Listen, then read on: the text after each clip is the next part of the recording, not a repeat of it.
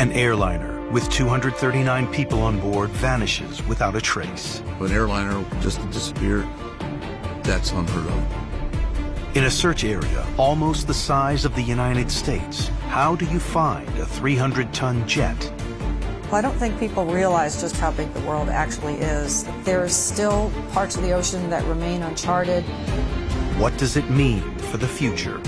There's going to have to be some kind of safety reporting system that can't be switched off by the crew. This is the story of the missing Malaysian plane, told by the world's top aviation experts. The disappearance of Flight 370, not a game changer, it's a world changer.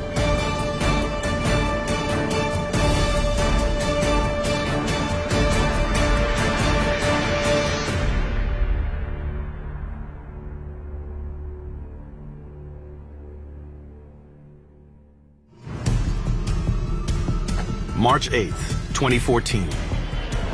A Malaysian Airlines plane flying from Kuala Lumpur to Beijing disappears from radar an hour into its flight, sparking one of the greatest mysteries in aviation history.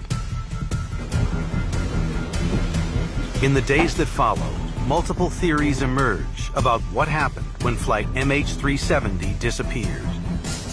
Terrorism, pilot suicide, mechanical failure, and cyber hijacking. It's a mystery that has gripped the world.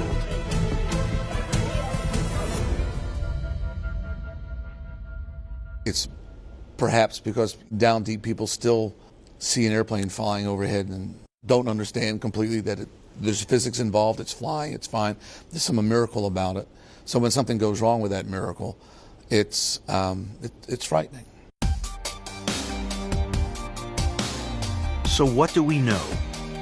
The plane took off from Kuala Lumpur at 12:40 a.m. local time on Saturday, March 8th. It was due to arrive in Beijing just over 6 hours later at 6:30 a.m.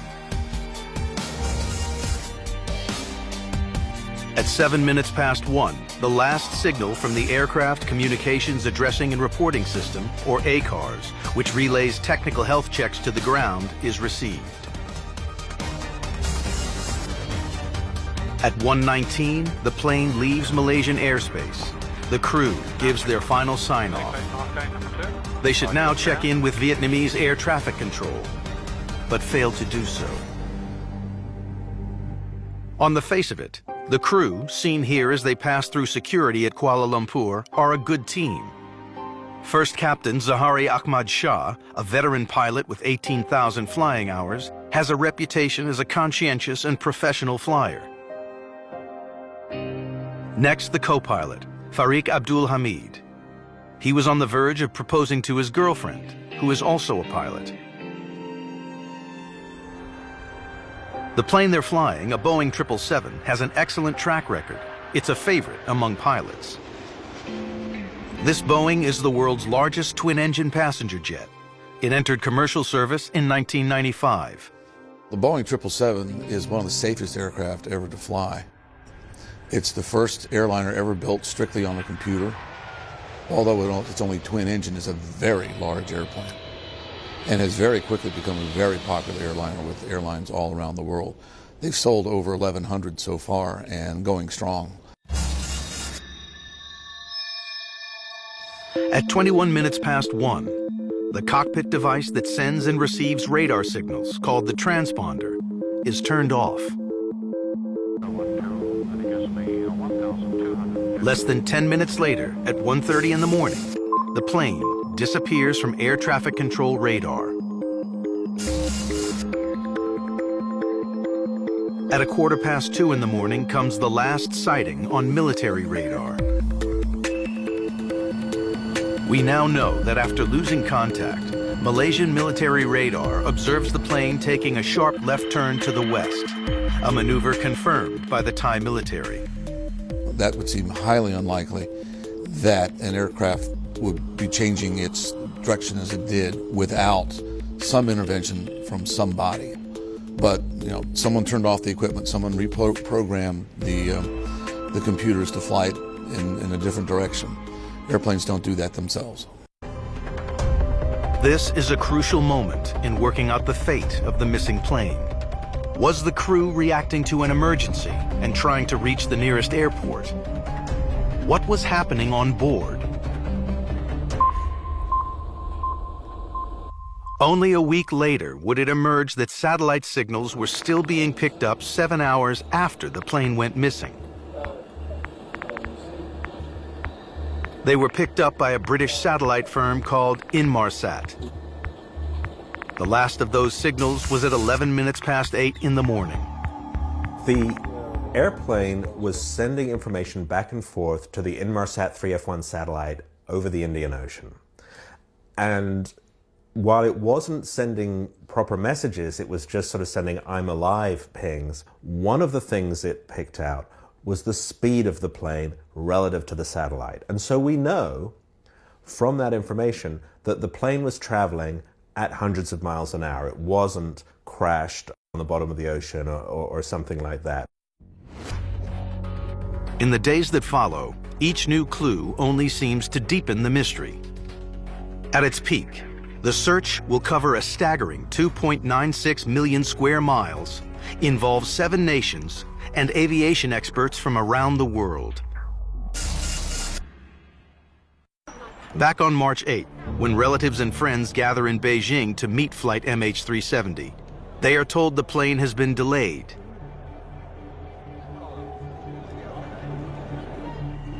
Quickly, it becomes apparent this is much more serious. People are taken to a city hotel, but they still don't know what's going on. Nobody has told us anything. Nobody talks to us except volunteers and hotel staff. Officials have no idea where the plane is.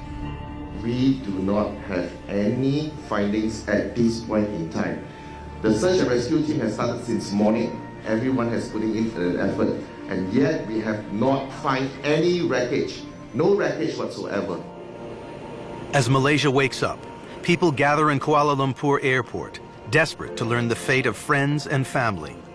But nothing is forthcoming. The search starts immediately. The U.S. 7th Fleet joins in, aware time is running out. As every hour goes by, the search area gets bigger and bigger. A person can survive in the water for at least 72 hours due to sheer willpower.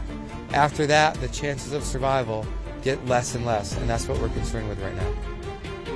But what about the plane? If MH370 had ditched in the sea, how long could it stay afloat? Oh my God, it was a big plane. I heard a big boom just now. When an Airbus A320 hit a flock of geese and ditched in the Hudson River near Midtown Manhattan in January 2009, it floated for long enough to be secured by boats. All the passengers were rescued. 3 or 4 minutes into the flight, I was sitting in 22A, so the left engine just blew.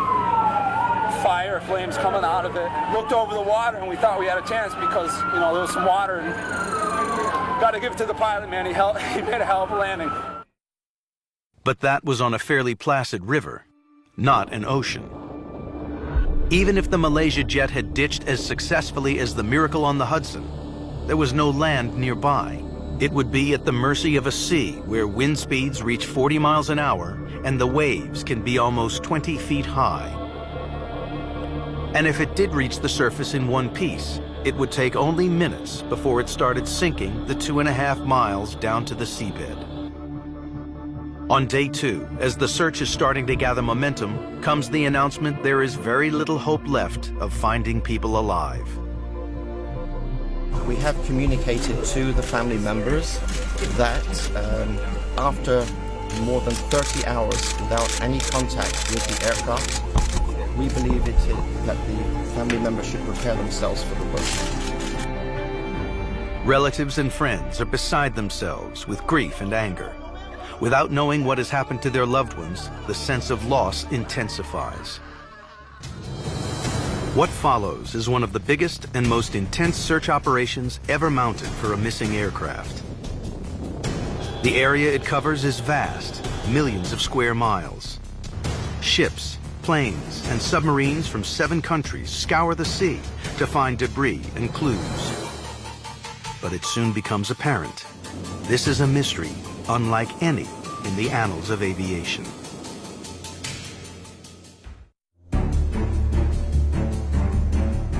It's day 3 in the hunt for Malaysia Flight 370. Searchers are desperate to find the black boxes, which are critical to finding out what happened. There are actually 2 black boxes, one located at the rear of the plane containing all the technical flight data, and one at the front of the plane recording conversations in the cockpit. Both are essential to knowing the plane's fate.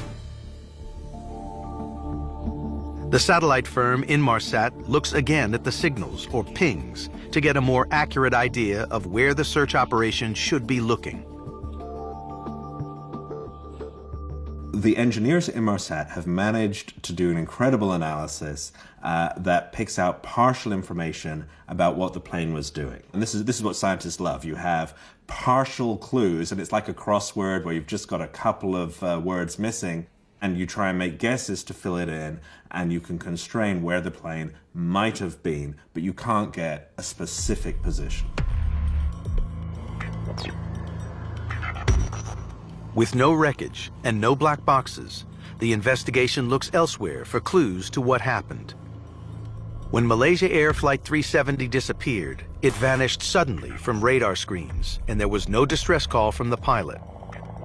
It is extremely uncommon for aircraft to disappear. How often do planes seem to disappear? Almost never. I think no one can rule out foul play at this stage, and that could be anything from a terrorist attack across to an act of sabotage. In December 1988, another flight, Pan Am 103, mysteriously disappeared from radar with no distress call. Its wreckage devastated the tiny town of Lockerbie, Scotland. 270 people lost their lives. The evidence pointed to a bomb concealed in a suitcase in the hold, checked in by a passenger who never boarded. The tragedy led to much tighter security across the industry. After Lockerbie, we saw hold baggage having to be 100% screened, and anything that wasn't reconciled with the passenger would be removed from the aircraft. The years since Pan Am 103 have seen a deadly race between terrorist bomb innovation and systems developed to counter them. Each new threat has brought new security measures. In 2001, British terrorist Richard Reed unsuccessfully attempted to detonate explosives in his shoes during a flight between Paris and Miami. In 2006, British police uncovered a terrorist plot to detonate liquid explosives in 10 airliners traveling from the United Kingdom to the US and Canada. And in 2010, powder explosives were found hidden in printer cartridges on a UPS cargo plane at East Midlands Airport in England. After the Richard Reed incident, a new methodology, we all had to start taking our shoes off. The liquid bomb plot, and we all know the absolute chaos that caused with taking liquids on board an aircraft. So new protective measures have to be put into place. Could it be that a new generation of terrorist bomb took out flight MH370?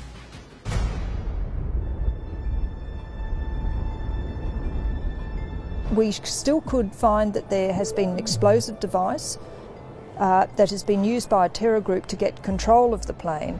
We've seen powder explosives on the printer bomb. We've got mobile phones on planes that can potentially put in bombs, and we've got small amounts of liquid.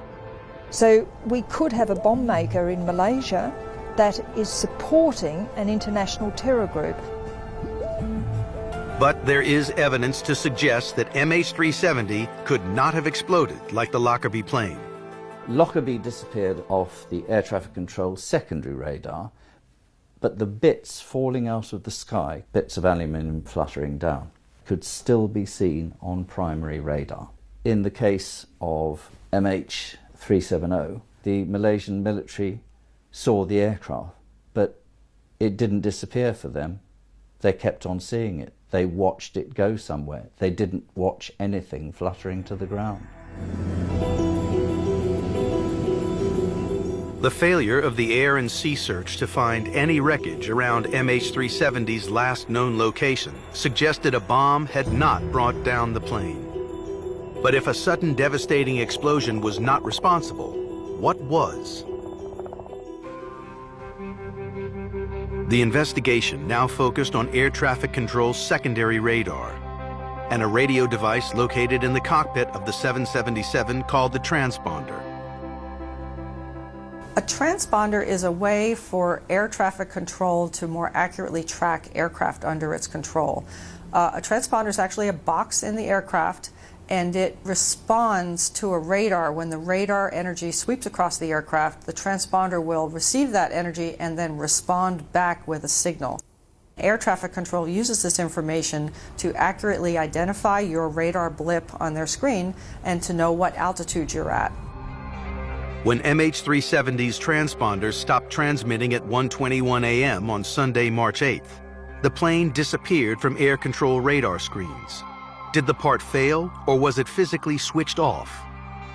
It would be highly unlikely that the transponder would turn itself off. As pilots, we're always trained that the transponder should be on, especially when we're taking off, and not to forget it. So it would take a physical action to turn the switch to off.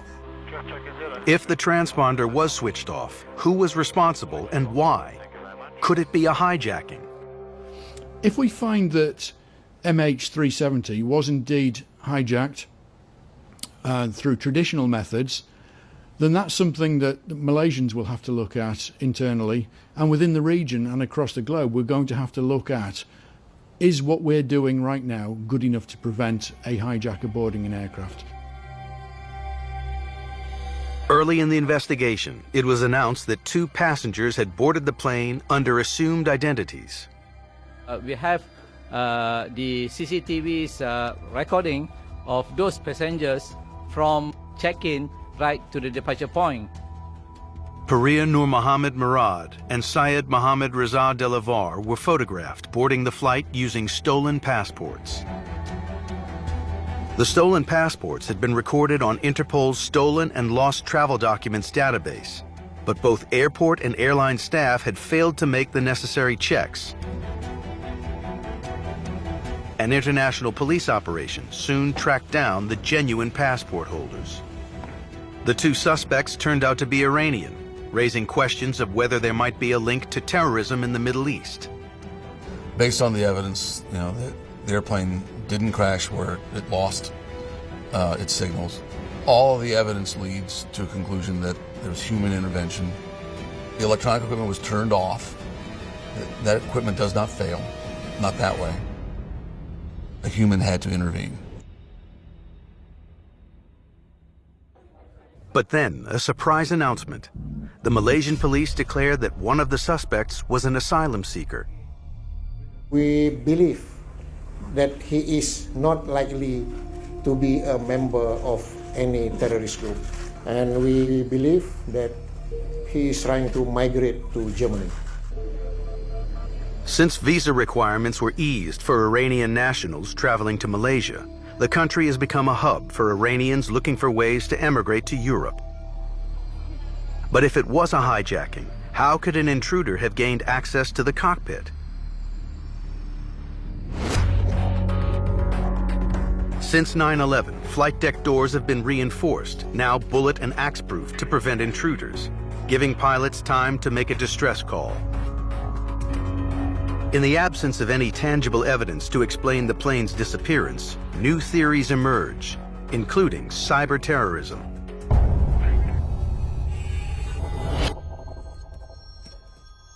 The cyber attack would be a highly sophisticated attack, which at the moment would seem the most unlikely, but that's only because we haven't seen it before. The day before 9/11, we never would have imagined that an aircraft would have been used effectively as a cruise missile to attack New York and Washington. In 2011, the Iranian government released these pictures of a downed U.S. military drone. They claimed that it had been brought down by their cyber warfare unit. the drone's controls were taken over. The drone thought it was going back to its home landing. High deception using satellites and commands through to the computers. A cyber hijack really is a new form of warfare, and it's taking us into cyberspace where actually all forms of warfare are now concentrating on. But is it possible that something as large and sophisticated as a Boeing 777 could be remotely hijacked? I've seen evidence from an aircraft manufacturer not too long ago that would indicate it is possible, and I believe that it's something that the agencies within the region and Boeing must be looking at very seriously.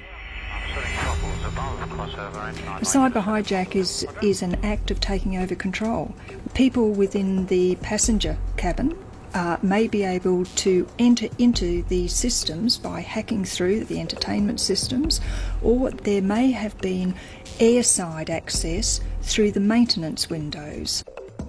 And a pre-programmed plot timed to actually simulate the pilot's activities has taken that plane off course and actually controlled every action of that plane, and potentially may have lost the plane or could have landed the plane. I honestly don't think a computer hacker could have taken control of the aircraft. Perhaps it's possible. I really doubt that. The systems on board these aircraft are so sophisticated, and they're designed to be as safe as humanly possible. To have a door open in their computers for that, I would find highly unlikely. 5 days after its disappearance, the White House makes a startling announcement. A satellite has picked up information from the plane in the form of an electronic pulse, or ping, which indicates that the flight may have continued for up to 4 hours after it disappeared from air traffic control's radar. It was a non-specific satellite signal. They know it came from the aeroplane, but it wasn't like a transponder response which gave a whole load of identification. They just happened to know that it was that aircraft, but there was no information in this ping. It was just a ping. The Malaysian government also confirms that their primary radar records show the plane did deviate from its flight path. But each new piece of evidence raises a new question. If the plane changed direction, where was it heading? And if it continued to fly, why did it maintain radio silence? By day 9 of the investigation of Malaysian flight MH370, there are still more questions than answers. Malaysian officials have confirmed a left turn shortly after the final radio transmission from the cockpit. Sudden turns from passenger jets in flight are extremely rare and show that the pilots had actively switched off the autopilot. But why? Could it have been an attempt to commandeer the plane with malicious intent? Or was the crew of MH370 undertaking a desperate effort to get back to land and save the lives of the passengers on board? Some experts are taking seriously the theory that there could have been a catastrophe on board. I'm still leaning towards some kind of accident, some kind of engineering problem, some kind of problem with cargo releasing gas or catching fire. I believe at that stage there was some form of catastrophic failure on the aeroplane, either a decompression or perhaps an electrical fire which incapacitated the flight crew. I think the flight crew probably made a valiant effort to get the aeroplane onto a new course to safety. Pilots are trained to know where their safest landing strip would be in case of an emergency. For Captain Shah, this would not have been Kuala Lumpur because it would have meant flying over an 8,000-foot high ridge. Instead, he would have been making for another airport at Pulau Langkawi. My belief is that an experienced pilot like the captain of this aircraft would know instantly that he had smoke in the flight deck, that he would have to get to land as soon as possible. The nearest land to him was to the left off to the west, and I believe he probably turned on to 270 degrees while he tried to resolve the fire issue, heading back towards land and getting ready for an emergency landing. A fire on board an aircraft would wipe out the transponder and ACARS system, which send flight location and technical data about the aircraft back to base via satellite. Whatever his attempts were, I believe that he probably lost consciousness before he could carry them out successfully, and the rest of the flight was carried out on autopilot, with the autopilot functioning as it would without any form of monitoring. So was a fire the real culprit? It's been reported that the plane was carrying over 400 pounds of lithium-ion batteries, which can be flammable, in its hold. The accident theory still leaves open the question of why the pilots didn't send a distress call. And with no physical evidence to go on, it can only be a theory. Since the Boeing 777 entered service, the aircraft fleet has accumulated more than 18 million flight hours and has gained a safety record that is second to none. Well, the Boeing 777 is one of the safest aircraft ever to fly. It is remarkably safe. But even on the 777, mechanical failures are not unheard of. Mayday, mayday. Aircraft accident, aircraft accident. Aircraft type is a 777. Nature of problem is crash. Despite its safety record, one Boeing 777 did crash in 2008. A mechanical fault in the fuel line of British Airways Flight 38 caused ice crystals to form in the fuel system. Both engines lost power and failed on its final approach to London's Heathrow Airport. The aircraft just made it onto the runway. No one died, but it would have been a very different story if the plane had failed earlier when in mid-flight. One of the survivors of that crash was former lecturer Paul Stafford. The oxygen mask fell from the roof of the aircraft, and we seemed to be skidding for an eternity, bumping and bashing around. I smashed my head in the front of the seat. I buckled my body in half. My chest was hurting. We eventually stopped, and it was completely quiet. I looked to my left, and the undercarriage had come through the wing. And at that point, the captain did say, "Evacuate, evacuate," and that's the first moment I realised how serious it had been. On day 8 of the MH370 investigation, the British satellite company Inmarsat reveals that the plane did not vanish. Their satellite made contact with the plane while it was in the air, strongly suggesting the plane had flown on for a further 7 hours. The Inmarsat satellite was still logged on to the plane, and so you still got these pings once an hour where the Inmarsat satellite was basically saying, "Do you have any more ACARS info for me?" And the plane's going, "Got nothing." Working from data provided by the ping conversation between plane and satellite, it takes investigators a further 9 days to conclude that MH370 had probably ditched somewhere in the vast expanse of the Indian Ocean. There's just one problem. With no confirmed course and 7 more hours of potential flight time, the search area now covers millions of square miles. Finding a plane that vanished over open ocean might seem impossible, but it's happened before. In June 2009, Air France 447, an Airbus A330 carrying 228 people on board, disappeared over the Atlantic.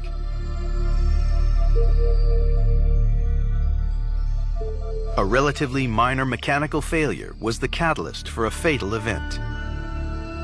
The Air France A330 that went down over the Atlantic, they didn't know for a while, but they were able to find within 5 days some parts of the aircraft, so they knew where it went down. They were actually able to find floating debris from that incident because they had more data from the airplane. They were able to narrow down the location of where that aircraft, the last position of that aircraft, a lot more closely.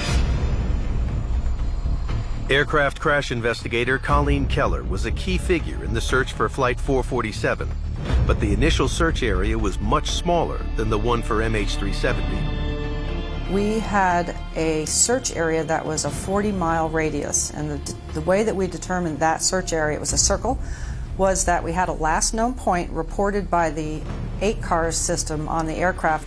The next report should have come 4 minutes later, and it was never received, indicating that the aircraft went into the water at some point during that 4-minute period. From this information, investigators were able to draw a 40-mile circle, which equated to 5,000 square miles of open water to search. Even so, their task was made much simpler than finding MH370, which continued to fly south long after the plane's ACARS system had stopped working. That's thousands of square miles. It's 10, 100 times the search area for the Air France search. Satellite ping communication has revealed that MH370 probably flew toward the Indian Ocean. Investigators now hope satellite photos can help them find wreckage. That is considerably harder than it sounds, even in a world that seems constantly monitored by satellite. The problem with looking for pieces of debris in the open ocean is you have an area that's not high contrast. Here's what I mean by that. It's possible to look and see very tiny features in satellite images, but it helps to have very high contrast. In other words, if you have a very reflective object against a very black background, that kind of object will be very visible and it'll be easy to identify. Well, the open ocean isn't like that. You've got objects that are maybe floating in the ocean, might be just beneath the surface. You've got sun reflecting off the waves. So it's not an environment where it's really easy to pick out small objects that might be floating there. After many false starts, and with no positive ID on any debris, investigators turned their attention back to the pilots. Captain Zahari Ahmad Shah had joined Malaysia Airlines in 1981. This is a YouTube video that I made as a community service. An aviation fanatic, he had even built a flight simulator in his home, which mirrored the setup of the Boeing 777 he was piloting. Could this have offered any further clues to Malaysian authorities? We took possession of a simulator, of a flight simulator, and we have dismantled it from the home, and we have assembled it at our office, and we are getting experts to look at it now. Have him check and fix the leakage. They reveal that data on the simulator had been deleted before the captain took control of the flight. When files are deleted from a simulator, it may mean that the size of the files is so large that one cleans the system as one goes. But the authorities are getting those files unlocked. They will undelete them, and that may take a little time. But forensically, that is going to be very exciting for the investigation, because it may show exactly the types of very innocent assessments that pilot was doing, or it may show an intention, for a psychological reason perhaps, to create this different pathway that this plane has gone. Even without the data from his simulator, investigators are about to discover startling new information about Captain Shah.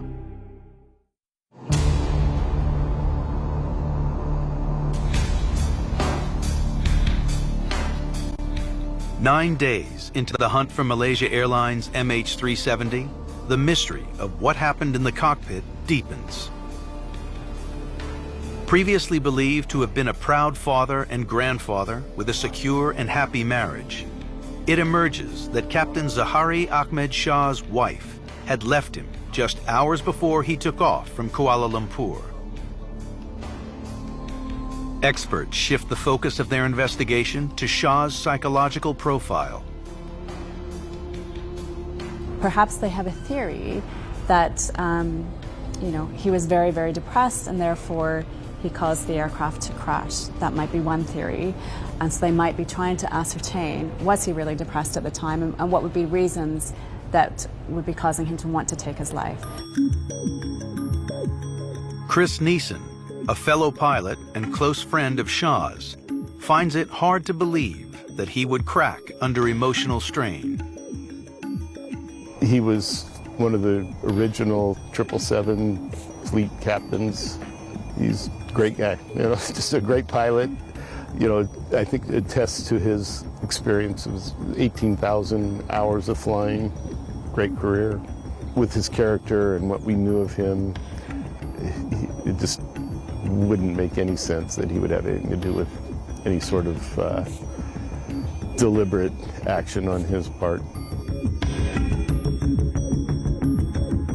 There are questions, too, about the character and professionalism of 27-year-old co-pilot Farik Abdul Hamid.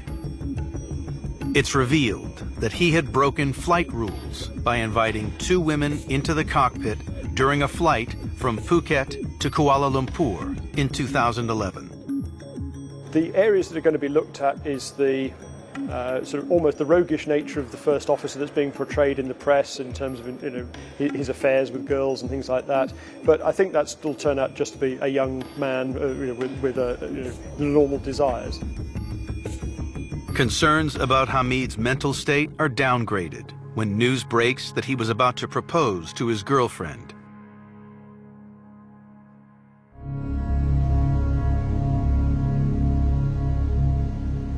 Still, the question remains, could either pilot have decided to kill themselves, taking the plane and everyone on board with them?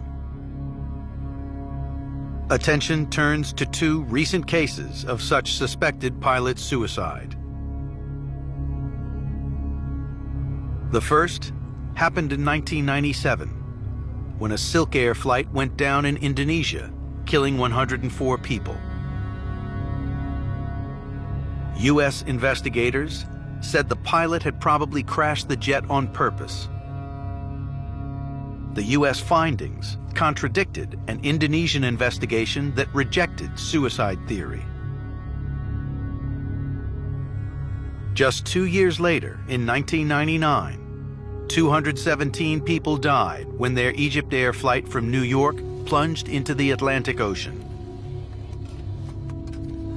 Again, U.S. investigators concluded pilot suicide by First Officer Gamil al-Batouti. But Egyptian investigators have consistently disputed this. DNA evidence was found that supported the U.S. view. The physical evidence that was available to the investigators included the fact that there was only one pilot's DNA on the flight deck. The flight deck door was locked at the time of the accident. The other pilot's DNA was on the far side of the cockpit door, as was the fire axe.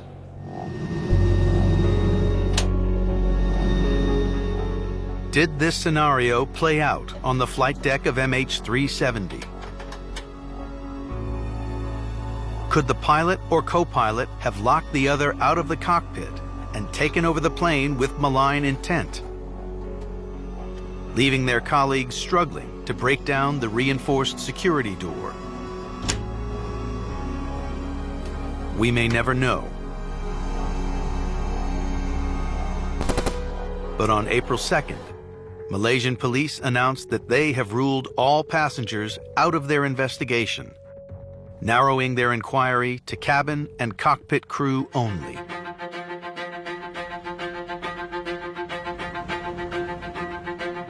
As the search for psychological clues to the mindsets of the pilot and co-pilot continue in Malaysia, the hunt for wreckage goes on in the Indian Ocean, using a system that was employed to find Air France 447 in 2011. Air France 447 went down in the middle of the Atlantic. We performed a technique called probability mapping, and it's a way to assemble uncertain information, often conflicting information, into a single probability map. Hot, indicating high probability that the target is there, and cold, where you shouldn't bother looking. Based on that newest, latest map, they were able to find the wreckage on the bottom at 10,000 feet. It took 2 years for searchers to find the Air France Airbus A330 and its black box recorders in 5,000 square miles of the Atlantic. At its largest, the hunt for MH370 covers just under 3 million square miles, an area roughly the size of the United States. By the beginning of April, searchers from 7 nations are combing an area reduced by probability mapping to 94,500 square miles, still 19 times the area of the Air France search, and a zone the size of Britain. Answers lie at the bottom of the Indian Ocean, where depths can reach over 26,000 feet, as deep as Mount Everest is high. Even as the search continues, many wonder, how will this incident change the future of aviation?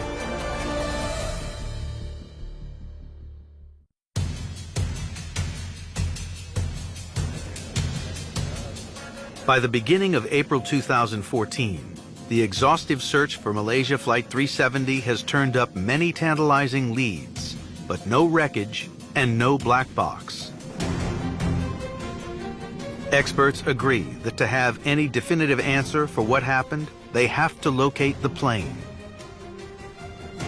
And the more days that pass, the harder it becomes. The recording of flight data is very critical for accident investigations, and this includes basic information about altitude, airspeed, heading, but more importantly, the sounds that were occurring in the cockpit. So one could hear if there's an intruder in the cabin or if there were some sort of unusual action being taken in the cockpit. To find it, if it's gone underwater, one of the things that you would use is this beacon here, which emits a signal for at least 30 days. You have to have some idea of where the accident site is. So depending on things like the depth of the water, the temperature of the water, you may be able to pick this up from only about 5 miles away. But we're talking about a large area of sea here. You have to have a pretty good idea where you're looking, or you have to be very lucky. For weeks, searchers scour some 3 million square miles looking for debris from MH370, but find nothing. Despite an intensive international effort, the only firm conclusion is that the plane went down somewhere in the Indian Ocean. But even without a clear answer to this mystery, MH370 has already sparked ideas to prevent future disappearances. One issue that's already being discussed, and I think it's one of the outcomes of the Air France 447 case, is really looking at the underwater locator beacons. These are pingers on the black boxes. Right now the battery life's only 30 days, so I think longer term batteries on the pinger, so you can go from 30 days maybe to 60 or 90 days life, that would aid in the search. Another idea is a new kind of black box that can eject itself from a falling plane. There's now a lot of interest in having a new generation of systems where possibly the aircraft would actually eject a recording unit before impact. So the aircraft would have some sort of system that would recognize that there's an excessive rate of descent and a crash would be imminent, and then it would eject a unit that would both serve as a emergency locator as well as a recording of the critical events of the aircraft before impact. Perhaps the biggest lesson of MH370 is how easily planes can disappear over open ocean. Already, aviation experts are recommending changes to prevent commercial aircraft from dropping off the map in the future. Well, the missing link that we didn't have in this search that would really have helped us out is some way to keep track of the aircraft. There are devices out right now, satellite-based GPS trackers that people use when they're hiking, or general aviation aircraft will use them. And these very easily obtained commercial units could be formalized and used on these aircraft to provide continuous tracking around the world. Another future recommendation may be to data link all civil aircraft in flight. This would network all planes in the sky together to cover the blind spots in aircraft tracking revealed in the hunt for MH370. There's going to have to be some kind of safety reporting system that sends radio signals back that can't be switched off by the crew, and that is protected in much the same way that a black box is protected, so that if there's some onboard fire, it also doesn't get cut off immediately. It may take years for these new technologies to become accepted and implemented. And even then, none will help solve the enduring mystery of Malaysia 370. For the families and friends of the missing, it's an agonizing dilemma with no end in sight. As a searcher, what we need to know is where do we need to start looking under the water. Right now, that's what's really hampering our efforts. We have no impact point on the water. In March 2014, a Boeing 777-200, one of the safest aircraft ever built, vanished. With its 239 passengers and crew, seemingly without leaving a trace. Unless some sign of it is found, we may never know its fate, and that of all on board. It's going to take a long time to find physical evidence and understand what went on with this aircraft. Right now, we really don't know, and it's almost impossible to estimate how long it's going to take to solve this riddle.